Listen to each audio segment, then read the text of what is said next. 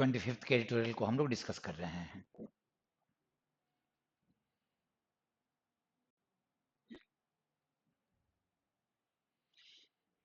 इसका word meaning embark, initiate, शुरू करना। अगर स्टार्ट भी कर लेते हो ना तो कोई दिक्कत नहीं है, बट ध्यान ये रखना है कि इम्बार्क के साथ ऑन लगता है, जबकि स्टार्ट या इनिशिएट के साथ ऑन नहीं लगता।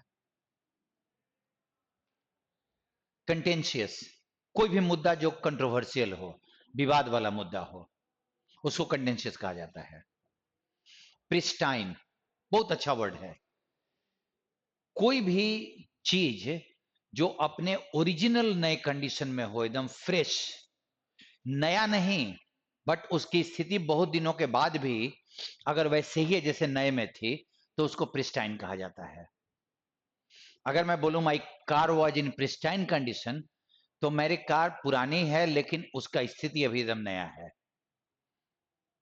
इंडिजिनस, वहां के मूल निवासियों को इंडिजिनस कहा जाता है। इनहेबिटेंट, किसी जगह पे पाए जाने वाले लोगों को, वहां के जानवरों को indigenous, native, inhabitant. Accord, accord as a noun होता है समझौता। इंडिया और अमेरिका का एकॉर्ड साइन हुआ है, और एकॉर्ड एज ए वर्ब का मतलब होता है टू प्रोवाइड, प्रदान करना, देना। Mandatory, that is compulsory. Pre requisite, official requirement, ये रिक्वायरमेंट है, जरूरी है, ऑफिशियली कानूनन तौर पे जरूरी को, मतलब कंपल्सरी जरूरी है, उसको प्री रिक्विजिट। फेल, देखो ये बड़ा इंटरेस्टिंग वर्ड है। फॉल जिसका मतलब गिरना होता है, उसका सेकंड फॉर्म फेल होता है, थर्ड फॉर्म फॉलन होता है। और फेल एक वर्ड है V1, जिसका मतलब होता है पेड़ों को काटना। इसका V2 और V3 होता है फेल्ड। इसको बहुत बार एसएससी में चाहे बैंकिंग में पूछा भी है, काहे कि हमको फेल देख के फॉल का सेकंड फॉर्म नजर आता है। फेल V1 भी है। होस्ट, होस्ट मेजबान बोलते हैं, जो अतिथियों का सत्कार करे, as a noun. As a verb host का मतलब होता है टू स्टोर, रखना, किसी चीज को कहीं पे रखना। इंपेरिल, किसी को खतरे में डालना। कंटेंड, कंटेंड कंटेंशियस का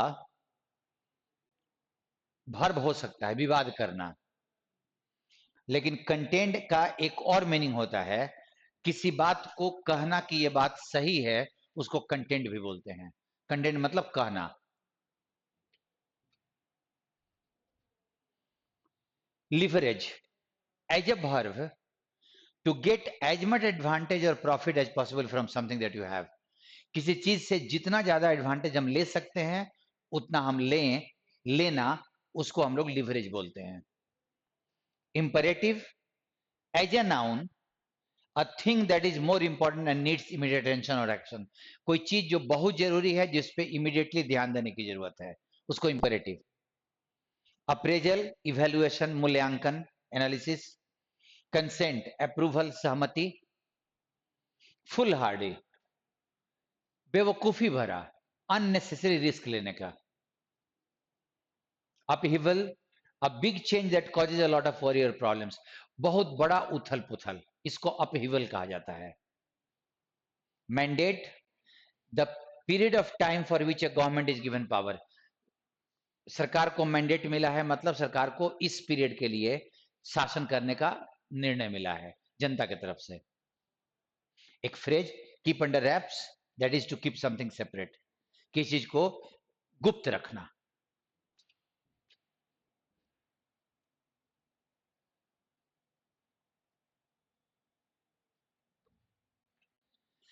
अंडमान निकोबार में से निकोबार का इस बार का टॉपिक बड़ा अच्छा था। Without consultations, centre should not embark on infrastructure projects. Nicobar में सेंटर को इंफ्रास्ट्रक्चर प्रोजेक्ट्स, हवाई जहाज का पट्टी बनाना, रोड्स बनाना, बिल्डिंग्स डेवलप करना, बिना कंसल्टेशन के गवर्नमेंट को ये काम नहीं करना चाहिए। The Union Tribal Affairs Ministry will be looking into the forest clearance paperwork of rupees इतना crore infrastructure project on Great Nicobar Island। जो निकोबार का आइलैंड है, government union tribal affairs ministry forest clearance के पेपर वर्क को देखेगा। पेड़ों की कटाई होनी है, उसके लिए क्लियरेंस चाहिए होता है, उस पेपर वर्क को देखेगा, जांच करेगा। क्योंकि 72,000 करोड़ का इंफ्रास्ट्रक्चर प्रोजेक्ट ग्रेट निकोबार के आइलैंड में शुरू होना है।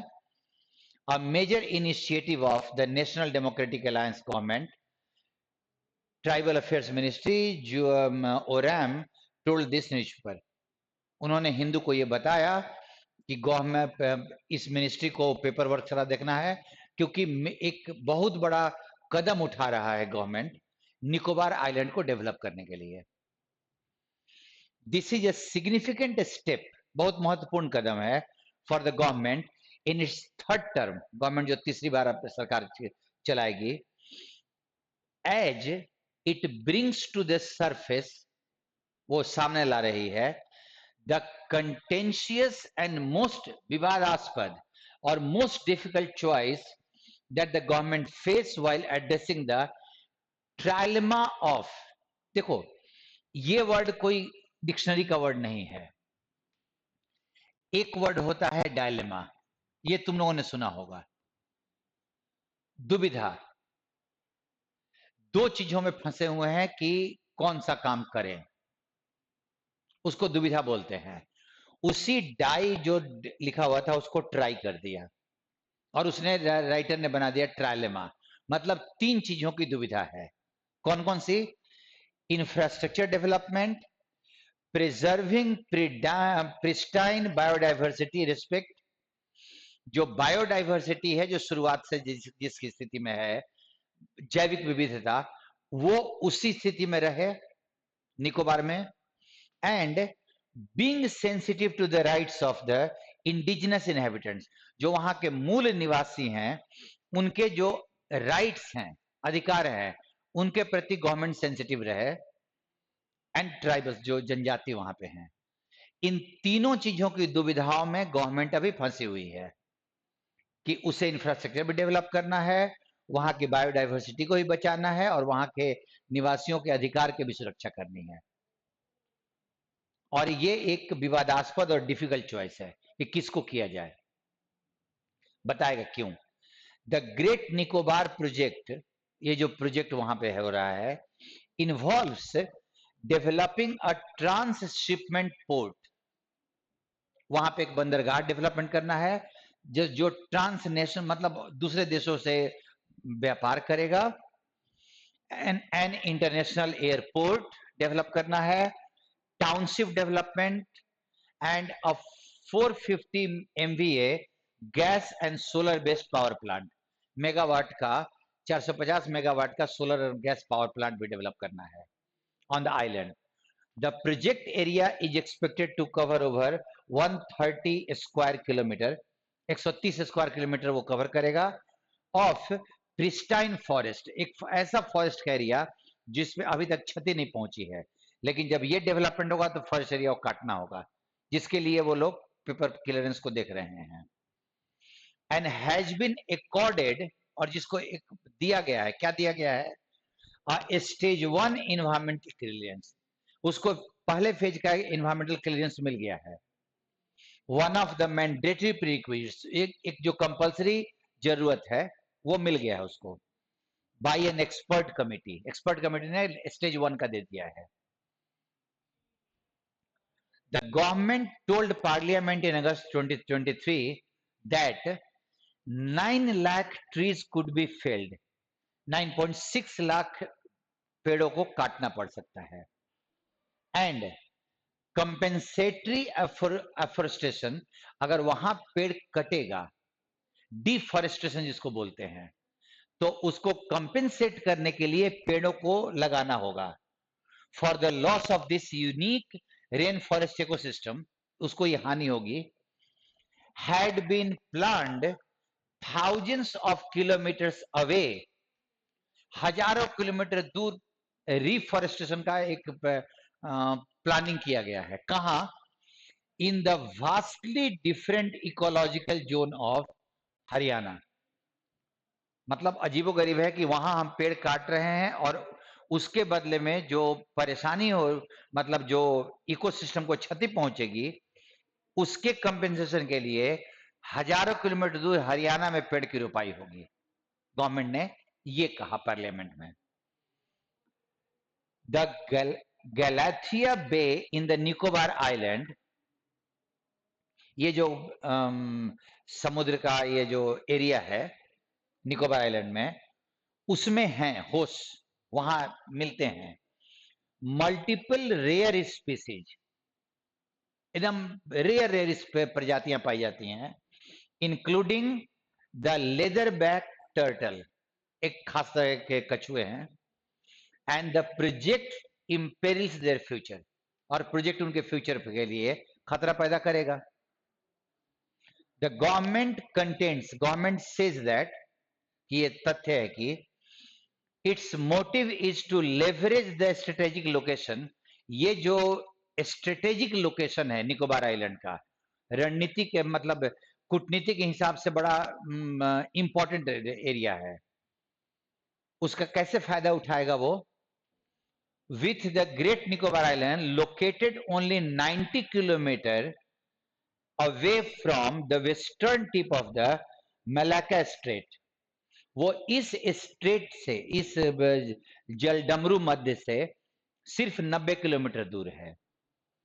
An important shipping route between Indian Ocean and South China Sea, ये जो मलाक्का स्ट्रेट है उससे सिर्फ 90 किलोमीटर दूर है, और ये मलाक्का स्ट्रेट एक इंपॉर्टेंट रूट पे आता है बिटवीन इंडियन ओशन, भारतीय जो महासागर है वहां, और साउथ चाइना सी, वहां के बीच में एक इंपॉर्टेंट लोकेशन पे है ये, उससे बस 95 किलोमीटर दूर है, 90 kilometre.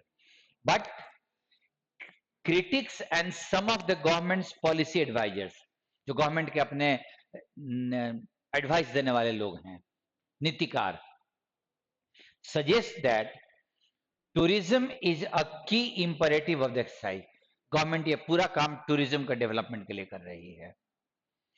The environment ministry which is a regulator of the environment policy, जो इन्वायरमेंट पॉलिसी पे ध्यान रखती है, has opted to be secretive, वो मिनिस्ट्री जो है ना, इन्वायरमेंट मिनिस्ट्री, वो एकदम गुप्त है, चुपचाप है, अबाउट द प्रोजेक्ट को लेकर कुछ बोल नहीं रही है।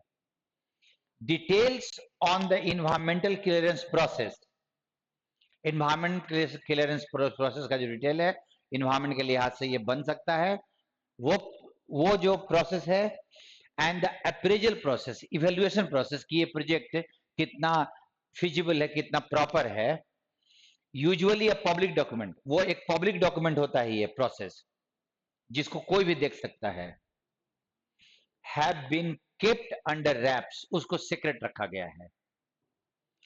There also seems to be haste, जल्दीबाजी हुआ है, हेस्ट मतलब जल्दीबाजी होता है, on the part of the island administration, on the part of का मतलब होता है उनकी तरफ से, आइलैंड के एडमिनिस्ट्रेशन के तरफ से भी हड़बड़ी हुई है, to proceed with ignoring the rights of the local tribes, जो लोकल जो जनजाति हैं उनके अधिकारों को इग्नोर करते हुए वो भी ये भी वहां के लोकल एडमिनिस्ट्रेशन भी बहुत हड़बड़ी में है।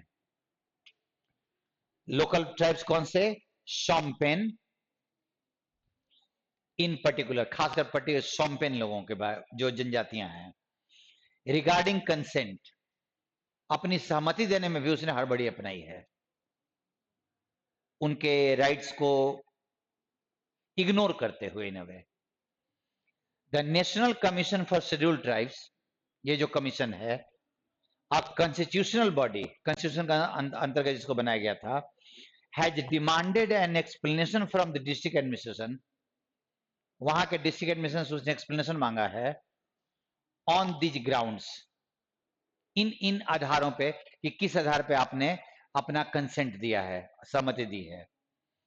The National Green Tribunal has tasked a committee.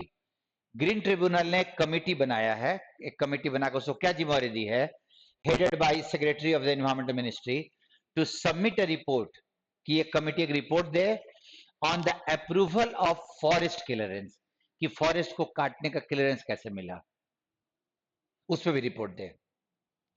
और ये भी अभी तक पब्लिक नहीं हुआ है, ये भी रिपोर्ट उसने क्या दिया, ये पब्लिक नहीं हुआ है, वो भी सेक्रेटरी रखा गया है।